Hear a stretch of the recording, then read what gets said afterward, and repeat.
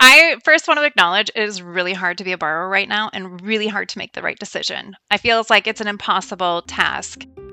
Unless we see a new administration with new rules, which in my experience, we've had a new repayment plan every administration for the past 5.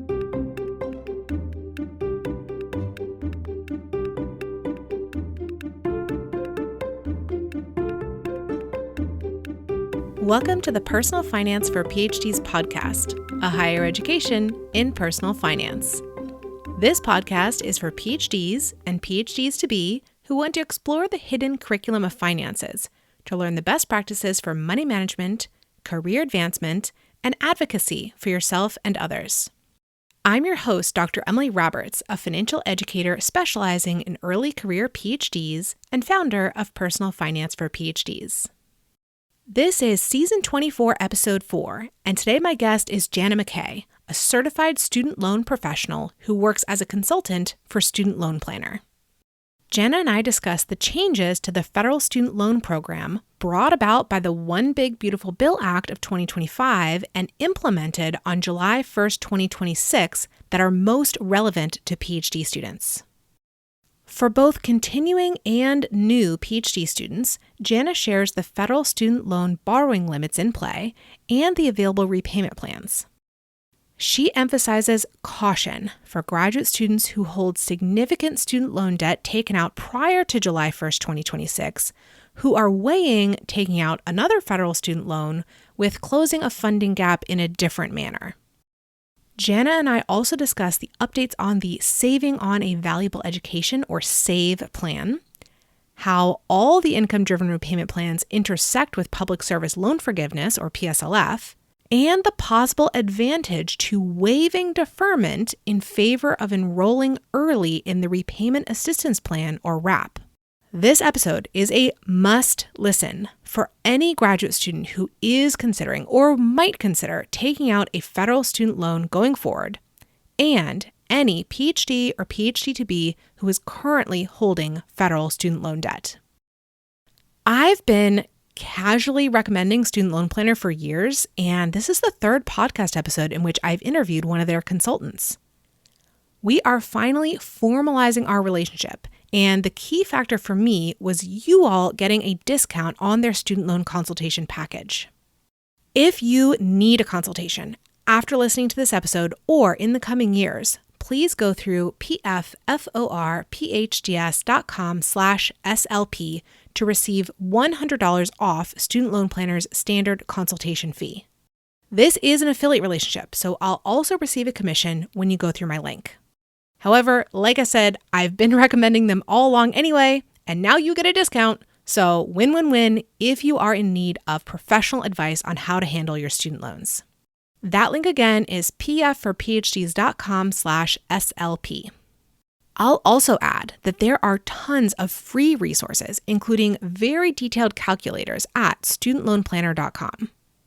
I highly recommend working with those calculators as you're listening to this episode if you're a current borrower or are considering taking out a federal student loan to translate what Janna and I discuss into concrete numbers that apply to your life. You can find the show notes for this episode at pfforphds.com/S24E4. Without further ado, here's my interview with Janna McKay of Student Loan Planner.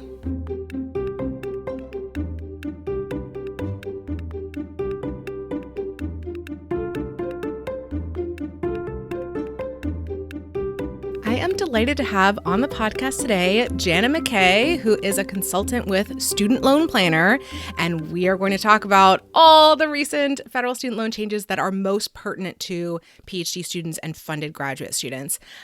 This is actually the third time I've had a consultant with Student Loan Planner on the podcast. Megan McGuire joined me in Season 7, Episode 13, and Season 14, Episode 7, but those were a lifetime ago, and we have so many new things to talk about with respect to student loans.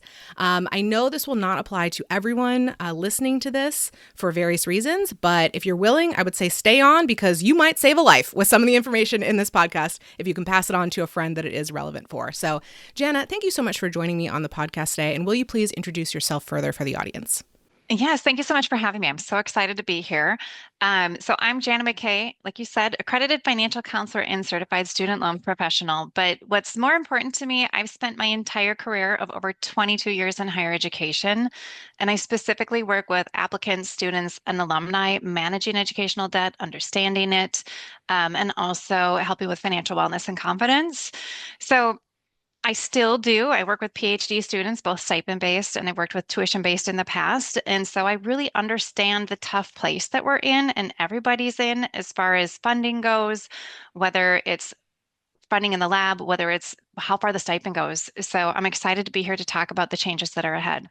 Yes, and we're really lucky to have you. So thank you so much for being willing to come on the podcast.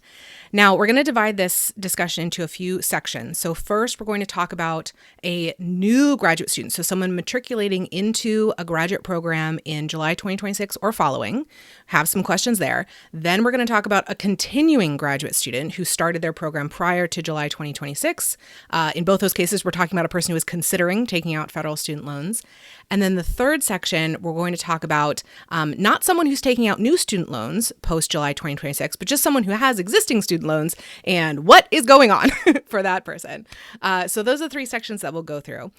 So first, for that person, new graduate student matriculating July 2026 or later. Oh, by the way, I have to say, today is July 8th, 2026, and maybe something will change after July 8th, 2026. So what you're hearing is accurate as of today, but obviously there's been fast-moving changes even in the past few weeks. Okay, so with that out of the way, we're talking about someone who is matriculating to a new graduate program in July 2026 or following.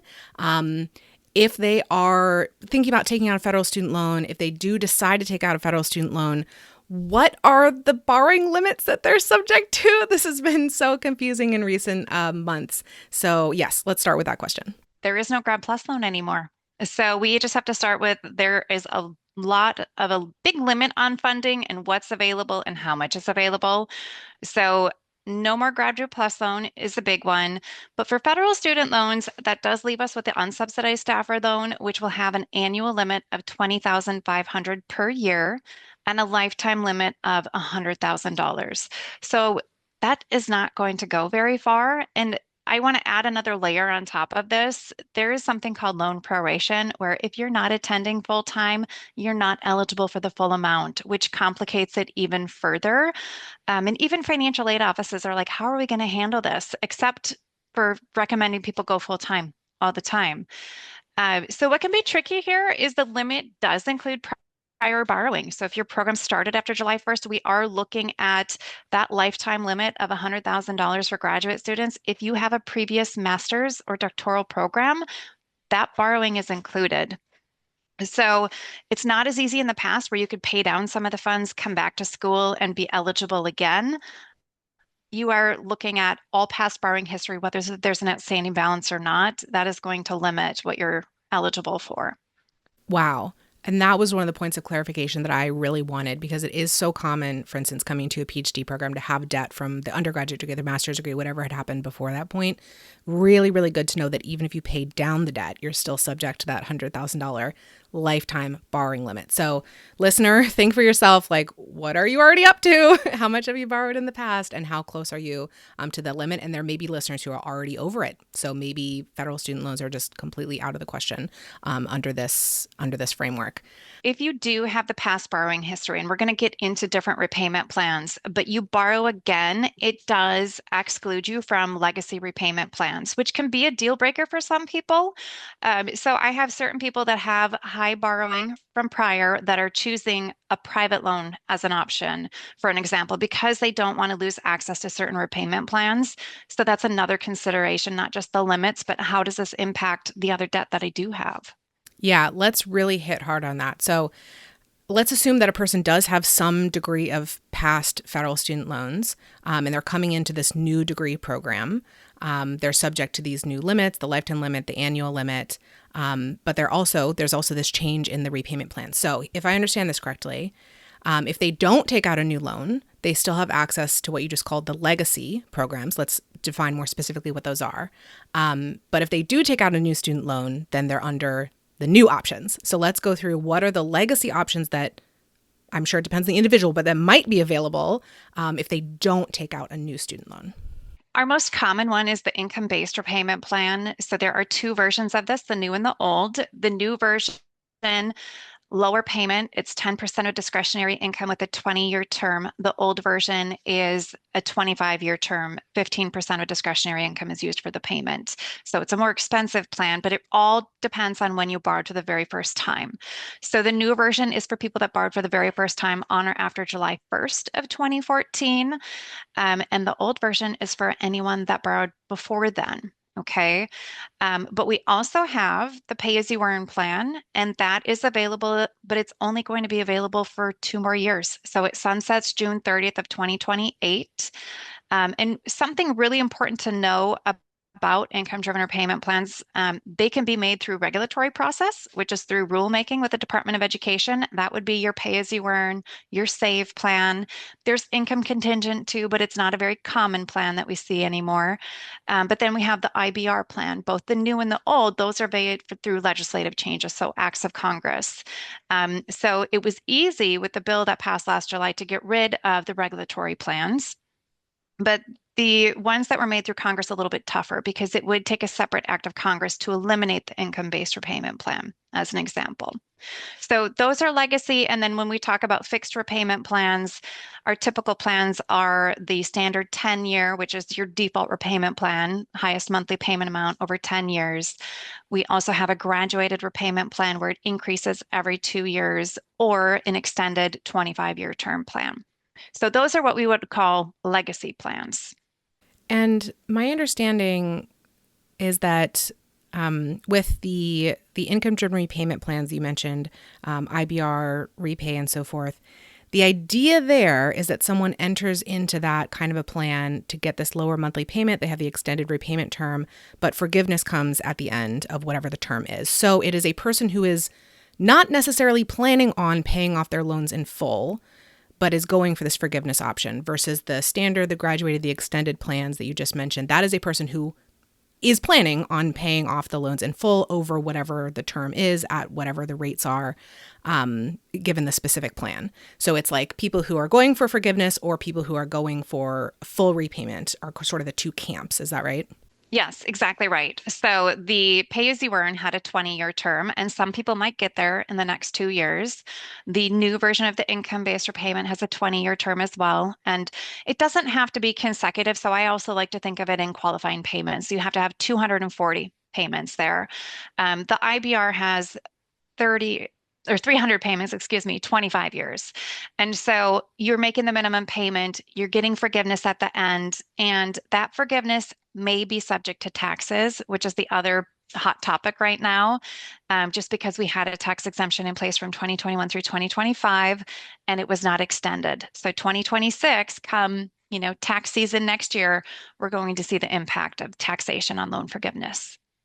Okay, so to bring it back to the person who is considering taking out a new federal student loan, they kind of need to know, I guess, are they in a go for forgiveness camp or are they in a I'm going to repay this in full camp? That would help them with the decision making here, right? Because the plans will change if they take out a new loan. And I guess we haven't gone through the new ones yet. We need to go through the new ones. But they really need to know, do I have to retain access to these old plans? Or is it okay if I am sort of stuck with these new plans? Is that right?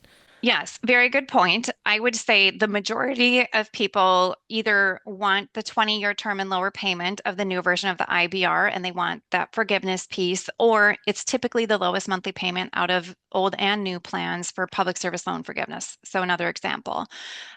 Or they would rather have a 25-year term versus the wrap, which we'll talk about. It has a 30-year term. So it's a full-on mortgage term.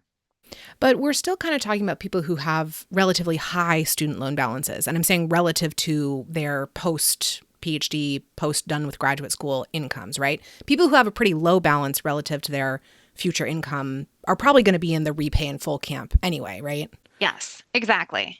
Yep. And though, you have more options there, and we would then be looking at what are your interest rates? How do you want to prioritize paying this off? But more than often, it's a fixed repayment plan so that it has predictability and gives them a little bit of flexibility with their cash flow.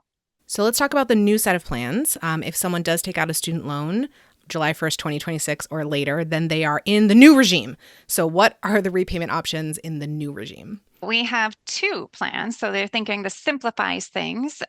We have the fixed, in this case, is a tiered standard. It is a 10 to 25-year term based on how much debt you have outstanding at the time that you enter repayment. And then on the other side, the only income-driven repayment plan available is the RAP plan, or the Repayment Assistance Plan. And there are good sides to this plan, but I really see it working for very couple groups of people where it's beneficial. So nobody is going to borrow and think, I'm going to pay this back in 30 years, right? And get some sort of forgiveness. It's drawn out so long that it makes that hard to achieve because our income goes up as our career goes. And I think it's hard for people to be able to get forgiveness in that plan, really. Yeah, that makes sense. The term is so long that you're getting through those early stages of your career. I mean, that's a full mortgage. That's a age 30 to age 60 kind of situation, making that payment the whole time. So it sounds like the math is working out that for a lot of people, even if they would prefer the lower payments, would prefer to have forgiveness, just it's going on so long, they're going to end up with complete repayment at some point along the way if their income continues going up as kind of the average person's would. Exactly. And so one thing I forgot to mention about the IBR is there is a ceiling on that plan. There's a payment cap equal to the 10-year standard amount. And so we don't see the payment going above that. There's a hard stop. So you can make more money and it won't impact the student loan payment. On the other hand, though, the RAP plan does not have a limit. If you make more than $100,000, it's a straight 10% of your adjusted gross income. So that matters too. So when we look at RAP, though, where I do think it's helpful is for new grads, where we are looking at you're earning less. The RAP plan has an interest subsidy where if your minimum monthly payment does not cover the amount of monthly interest that's accruing, the difference is subsidized or paid by the government. And so we don't have balance growth or negative amortization, which is really helpful early in the career. So that is a nice benefit of the plan. And really to use the plan for what it's worth is that interest subsidy. But I want to note that if you make extra payments while you're eligible for the subsidy, it just reduces the subsidy. So it's not always beneficial. It's more beneficial to save anything extra you'd be putting toward your student loans. And when you no longer qualify for the subsidy, pour that all into your loans. I see. The new graduate student coming in, considering taking out the federal student loan, they probably need to study all these systems. They need to know what their best option is under the old set of systems. Was it going to be IBR, new, old, or a different one? Which you said a couple of those are sunsetting in the near future, so they might still even be in grad school, but by the time the sunsetting happens, versus the new set of plans. And they really have to weigh how important is it to my financial well-being at this moment to take out this federal student loan versus some of the other options that may be available to them for funding their graduate program or their living expenses. Exactly. And short-term versus long-term planning, right? Short-term is getting you through your program, but then how does this impact me long-term as far as what does repayment look like? So let's take the first scenario where someone definitely needs debt for this new graduate degree. But let's say they've decided it's not really a great idea for them to take out a federal student loan. What other options do they have? So typically with that, we are looking at private student loans. That is the most common. Some states have different programs, but there aren't a lot of options available to graduate students, not scholarships and other sources that we usually see. There could be institutional loan programs. That varies by institution. But aside from that, the majority are private student loans. So we're looking at going into the private market. This is, of course, based on the privilege of good credit and the possibility of a cosigner. But you're going to be getting who knows what kind of an interest rate. We've had some people apply and get a 6 and a 7, and then another lender gave them a 14. So it's a little bit unpredictable. And it's really new territory because they eliminated the Grad Plus loan. Different lenders have had to come up with different products, which mean different credit criteria. So it's going to be an interesting time, but you do have to think about taking out a private loan is going to mean 2 separate payments at repayment, right? So how is that going to impact cash flow going forward? Because that will be part of the decision-making process too. So it sounds like check with your state, check with university, but last resort may be this private market, which is evolving and uncertain at the moment, and maybe shop around quite a bit and see what multiple different lenders are going to offer you. I think listeners, longtime listeners to this podcast will know that I'm pretty debt averse. And so I'm going to be asking you to look at a variety of other ways that you could possibly fund your graduate degree without resorting to debt. So that would certainly be like looking for assistantships at your university, applying for fellowships, applying for scholarships, talking with different advisors to see if you can get on, a grant of theirs, and even working on the side, which is not great. It may take away from, your focus on your graduate program. But if you really have a high stakes decision here with a lot of prior student loan debt that you don't want under the new system, and maybe you're only looking at high interest rates in the private market, maybe that is going to be the best choice. So there are a variety of options here, but we just have to be so much more careful about those federal student loans than we did if we were still under the old system. Is that a fair? Yeah, that's completely fair. And I am with you. I would put private loans at the bottom of my list. I would look at every other option before that, just because you really have to look into the terms and conditions of these loans to know what you're getting into. Emily here for a brief interlude. Would you like to learn directly from me on a personal finance topic such as taxes, goal setting, investing, budgeting, or designing your financial life, each tailored specifically for graduate students and postdocs? I offer live workshops, asynchronous online courses, and cohort-based programs on these topics, and I'm now booking for the 2026-2027 academic year.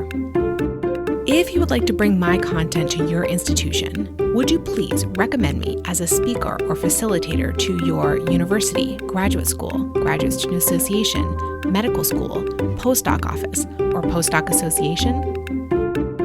My workshops are usually slated as professional development or personal wellness. The fall semester is an excellent time for any type of personal finance content. Ask the potential host to go to pfforphds.com/financial-education or simply email me at emily@pfforphds.com to start the process. I really appreciate these recommendations, which are the best way for me to start a conversation with a potential host. The paid work I do with universities and institutions enables me to keep producing this podcast and all my other free resources. Thank you in advance if you decide to issue a recommendation. Now back to our interview. All right, similar set of questions now, Janna, but different person. So this graduate student is someone who is continuing in their same degree across July 2026. But similarly, they are considering taking out a federal student loan. Maybe they came in with funding and the stipend is not sufficient for the living expenses. Maybe their funding source dried up because of a change in grants. We don't know what happened, but they're looking at a federal student loan as a continuing student. Are there any modifications you would need to make to your answer for the new student for a continuing student? Yes, and this is all dependent upon, did you borrow for this same program before July 1st? Okay, so if you did borrow a direct loan, any type, it could be unsubsidized Stafford, it could be Graduate Plus, you do have access to legacy provisions for up to 3 years or the completion of your program, whichever comes first.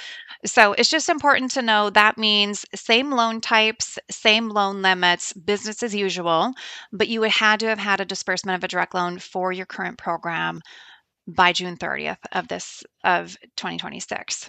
Okay, so let's assume this is a PhD student. So if in their PhD up to this point, they had never taken out federal student loans, but they're now looking at it, they would be in that first question as if they were matriculating for the first time. But if they had taken out a federal student loan for this program, not prior programs, for the current program, prior to July 2026, then they have these legacy options.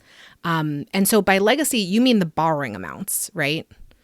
Yeah, I mean, borrowing amounts, the loan types that they have access to, the disbursement after July 1st, still same repayment scenario, right? You only have access to the new repayment plans when you borrow a loan after July 1st. But the limits, so The limits are still the 20,500, but the lifetime limit for a graduate student is 138,500, where the new limit is 100,000. So there can be a little bit more leeway there.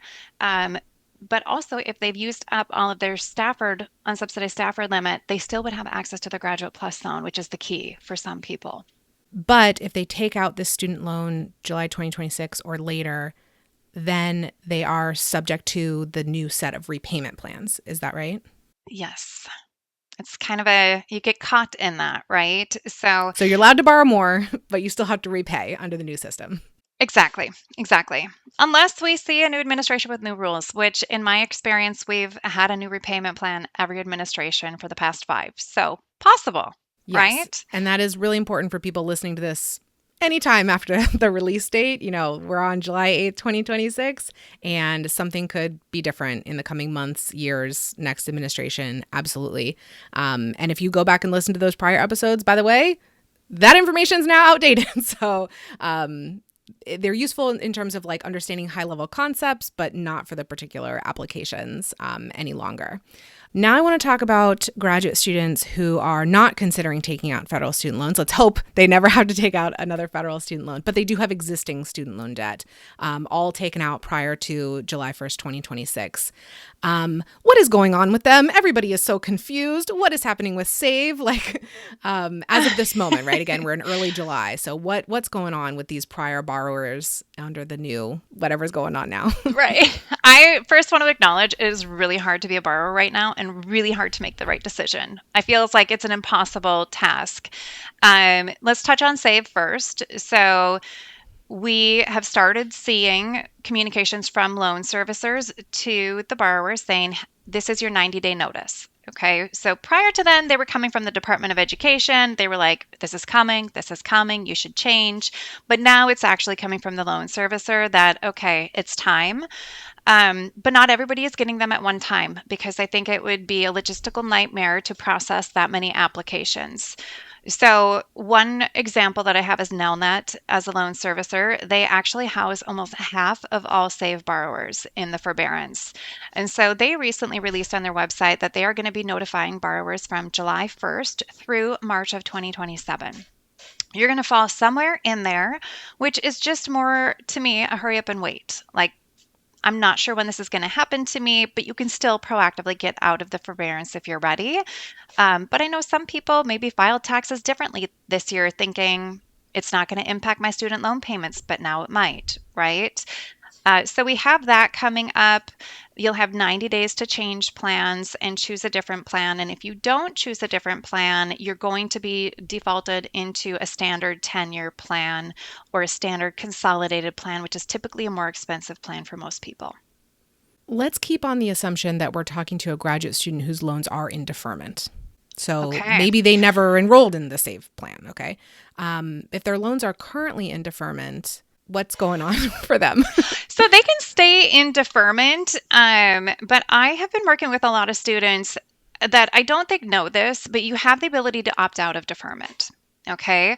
And the reason to do this would be if you can opt out of deferment and go into the WRAP plan. As an example, you have an interest subsidy like we talked about. So the minimum payment in the WRAP plan is $10. Yes, we would be looking at a loan payment. We would really want to know what that payment is to see if it fits within our budget before making this decision.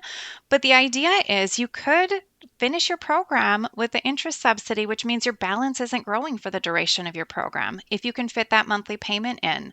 So I think that is a good option. I actually want to stay on that a little bit longer because that was the subject, one of the key subjects that I talked about with Megan McGuire in season 14, episode 7, when we were discussing the SAVE plan, because the SAVE plan had this interest subsidy. The WRAP version of it looks a little different, but there's still, the point is to halt the growth of the loan, to stop the negative amortization that was going on that was so troublesome for student loan borrowers in decades past. So that is a really good thing, a great idea from SAVE, a great idea in WRAP.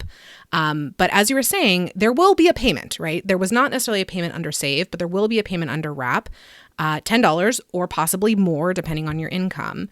And so I am very curious about this. So you are seeing that people are questioning, okay, even though I could be in deferment right now, I'm going to elect to start the WRAP.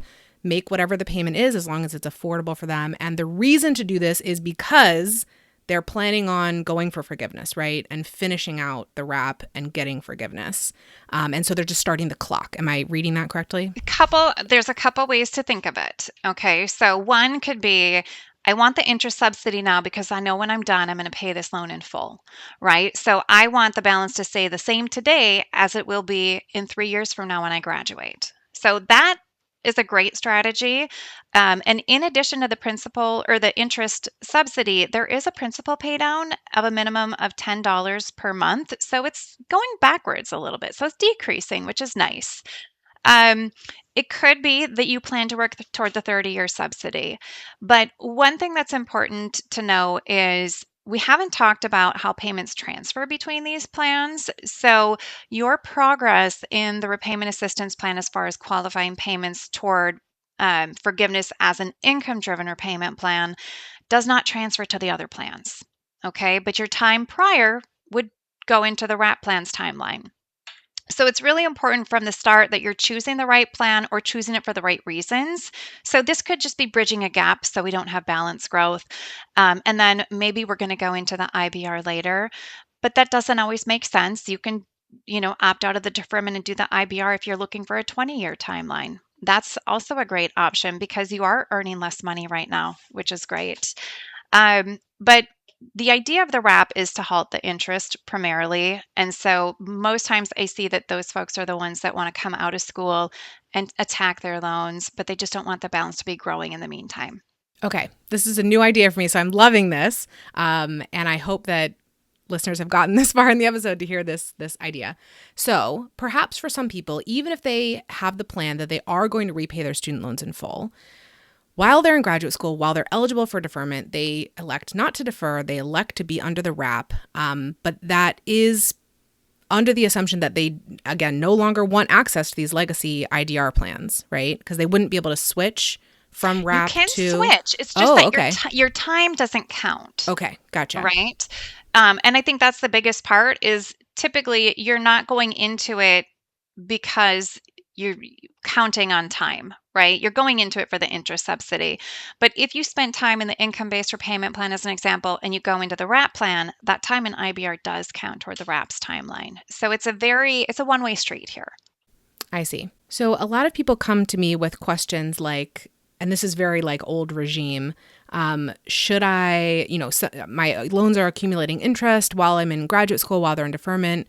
Should I just make the interest payments along the way so my balance at the end of graduate school is the same as the balance at the start of graduate school, so you don't have this like capitalization event that happens when you come out of deferment? I get that question all the time because I think that was something the servicers offered, right? Like, hey, make your interest payments and, freeze the balance.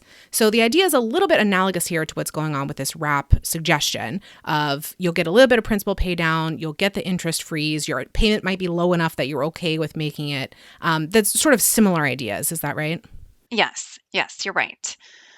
Yeah. And I think the interest pay down, when you're doing it yourself and you're in school, it almost feels like you're climbing up an uphill mountain, right? You're just like, it is growing, but are you able to pay the amount of interest that is accruing each month? Most times the answer is no. So that's where this wrap plan is helpful. So it's not just your money covering the interest, but it's the government's.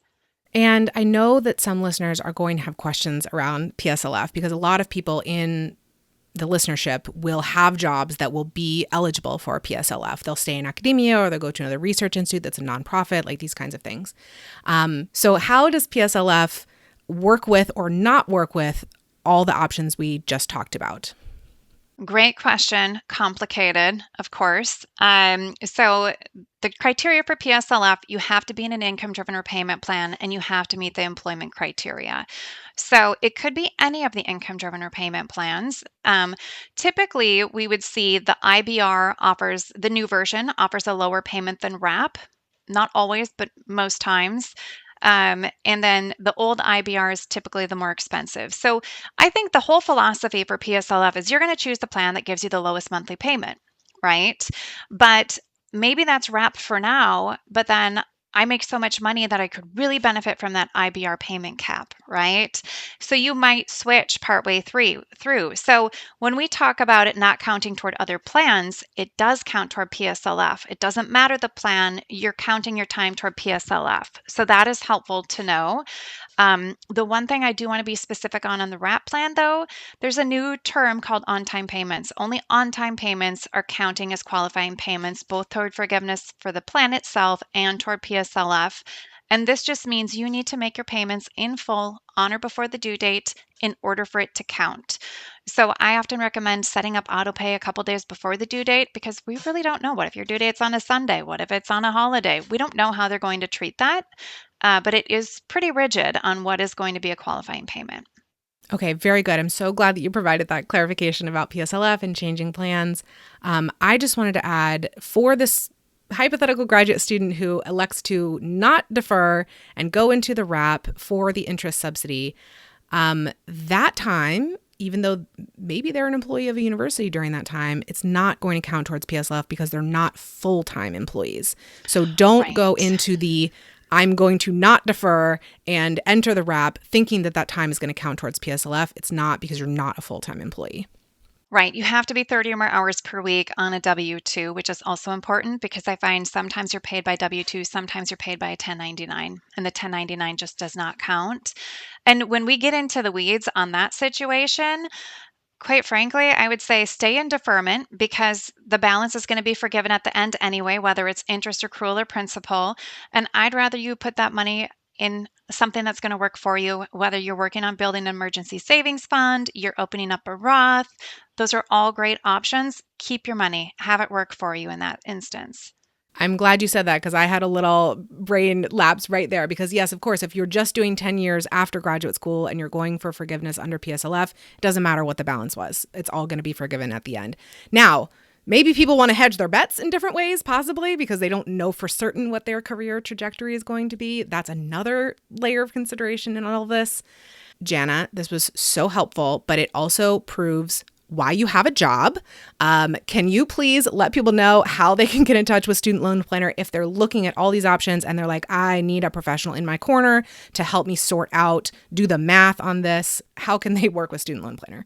Absolutely. Just come to our website, studentloanplanner.com, and you can, up in the corner, it'll say, get a plan. And you can either look under our individual bios and book with us individually, or if you just click get a plan, you're going to get a round robin, any of us. And we're honestly all really great. It's a really great team to work for. We're all in your corner.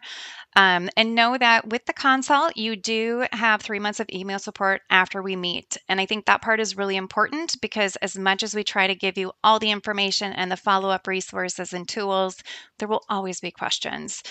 So we're always here to support you through that. Emily here, breaking in with the updated link that you heard about at the top of the episode. If you want a consultation from Student Loan Planner, please go through my affiliate link of pfforphds.com/SLP to receive $100 off the standard fee. Now back to the interview. Yeah, thank you so much. And I'll put in a plug for the Student Loan Planner podcast. And also there's what's it called? A wealth version of it. There's a couple different podcasts SLP now, right? Wealth. Yeah. SLP Wealth. Yes, I listen to those podcasts regularly. That's where I get my primary student loan news from. So you're already listening to a podcast, add those if you are a student loan borrower on as well. If you're not ready for a consult yet, just get some great information through the podcast. And at the right time, you'll remember who to reach out to. So Janna, thank you so much for coming on this interview. I want to end with the question I ask all of my guests, which is, what is your best financial advice for an early career PhD? And it could be something related to student loans or not. I'm going to go out of student loans, and I actually have 2 today.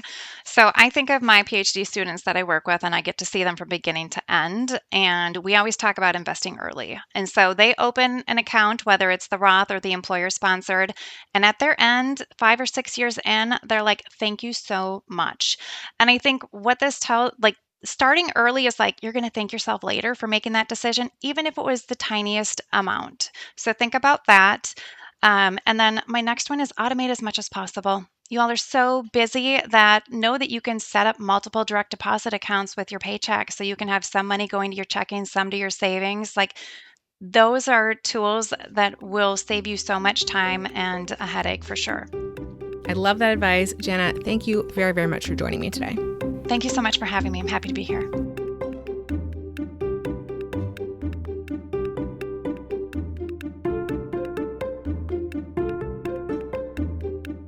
Listeners, thank you for joining me for this episode. I have a gift for you.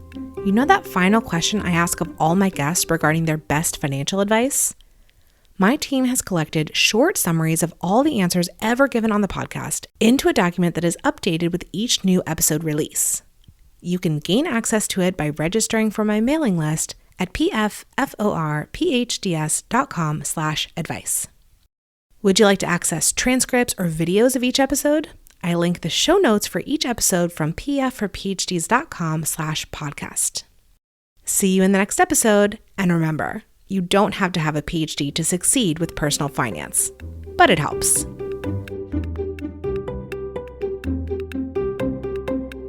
Nothing you hear on this podcast should be taken as financial, tax, or legal advice for any individual.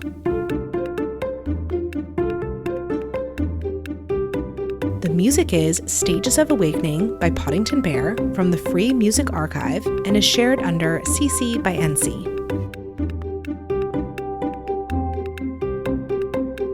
Podcast editing by me and show notes creation by Dr. Jill Hoffman.